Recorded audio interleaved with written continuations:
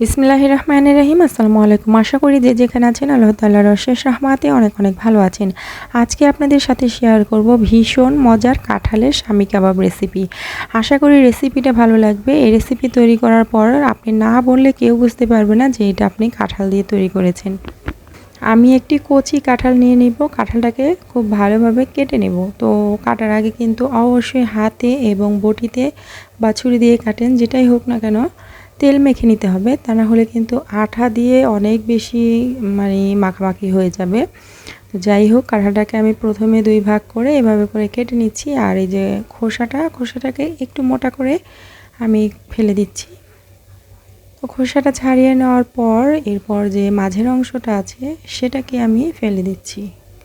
তো ফেলে দিয়ে পছন্দ মতো টুকরো করে আর কি এটাকে কেটে নেব। জাস্ট কেটে নেওয়ার পর সাথে সাথে কিন্তু পানির মধ্যে রাখতে হবে, তা না হলে এই কাঁঠালটা কালো হয়ে যাবে। তো এরপরে হচ্ছে খুব ভালোভাবে ধুয়ে নিচ্ছি। চুলায় একটা হাঁড়ির মধ্যে দিয়ে দিচ্ছি কিছুটা পানি, এর মধ্যে লবণ আর হলুদ দিয়ে আমি কাঁঠালগুলোকে সেদ্ধ করে তারপর পানিটাকে ঝরিয়ে নেব। তো কাঁঠালটাকে আমি সেদ্ধ করে নিয়েছি।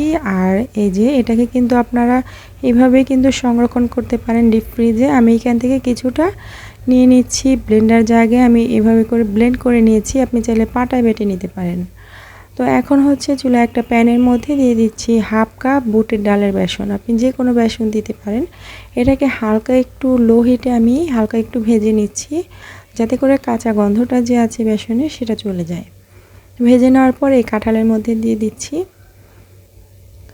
তো এখন হচ্ছে পেঁয়াজ কুচি দিয়ে দিচ্ছি। এখানে আমি প্রায় 1 কাপের মতো পেঁয়াজ কুচি দিয়েছি। এরপর কাঁচামরিচ দিয়ে দিয়েছি। ঝালটা নিজেদের পছন্দ অনুযায়ী দেওয়ার চেষ্টা করবেন। এরপর দিয়ে দিচ্ছি বেশ কিছুটা ধনিয়া পাতা এবং পুদিনা পাতা কুচি। তো এখন এর মধ্যে দিয়ে দিচ্ছি আদা রসুন বাটা। এখানে উঁচু করে 2 চা চামচ আদা রসুন বাটা দিয়েছি। এরপর দিয়ে দিচ্ছি এখানে 1 চা চামচ উঁচু করে ধনিয়া গুঁড়া, উঁচু করে 1 চা চামচ জিরার গুঁড়া। এরপর দিয়ে দিব গরম মশলার গুঁড়া 1 চা চামচের একটু কম।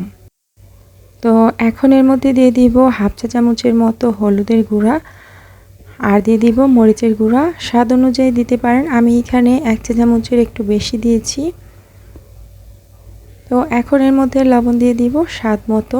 তো কাঁঠালটা সেদ্ধ করার সময় লবণ দিয়েছিলাম, তাই একটু বুঝে দিতে হবে। এরপর টমেটো সস দিয়ে দিয়েছি 1 টেবিল চামচ পরিমাণে, আর 1 চা চামচ পরিমাণে ঘি দিয়ে দিয়েছি। ঘিটা হাতের কাছে না থাকলে না দিলেও হবে। এরপর খুব ভালোভাবে এটাকে মেখে নিতে হবে।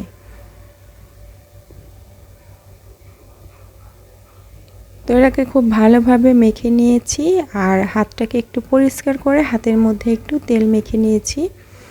এখন হচ্ছে আমি যে কাবাবের শেপটা দিয়ে দিব, এগুলো কিন্তু ইজিলি কাবাবের শেপটা দেওয়া যাবে খুব সুন্দরভাবে। তো আমি নিয়ে নিয়েছি, ছোট বড় কিন্তু আপনাদের পছন্দ মতো এই কাবাবগুলো তৈরি করতে পারেন। তো আমি মিডিয়াম সাইজের একটি কাবাব তৈরি করছি, হাতের মধ্যে নিয়ে এইভাবে করে শেপ দিয়ে দিয়েছি।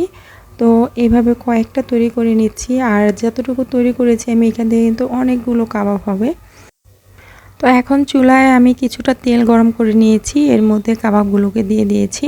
তো এগুলো কিন্তু একদম ডুবো তেলে ভাজতে হবে না, এরকম অল্প তেলে ভেজে নিলেই হবে। আর চুলার আঁচটাকে মিডিয়ামে রেখে এটাকে উল্টে পাল্টে ভেজে নিব একটু ক্রিস্পি করে। তো এগুলো ভাজতে কিন্তু খুব বেশি সময় লাগে না, যেহেতু ভিতরে সব কিছু কুক করা আছে। তো এগুলোকে আমি এরকম গোল্ডেন ব্রাউন কালার করে ভেজে নামিয়ে নিচ্ছি। তো আমি কিছুটা ভেজে নিয়েছি, আর দেখতেই পারছেন মাশাআল্লাহ কত সুন্দর হয়েছে। এগুলো দেখে বোঝার উপায় নেই যে আপনি এগুলো কাঁঠাল দিয়ে তৈরি করেছেন, একদম চিকেন টিকিয়া কাবাবের মতো হয়েছে। তো আশা করি আজকের রেসিপি আপনাদের কাছে একটু হলেও ভালো লেগেছে। এইভাবে অবশ্যই ট্রাই করে দেখবেন বাসায়, আর ভেতরটা কেমন হয়েছে দেখিয়ে দিচ্ছি। আজকের মতো বিদায় নিয়ে নিচ্ছি। সবাই ভালো থাকবেন, সুস্থ থাকবেন। আল্লাহ হাফেজ।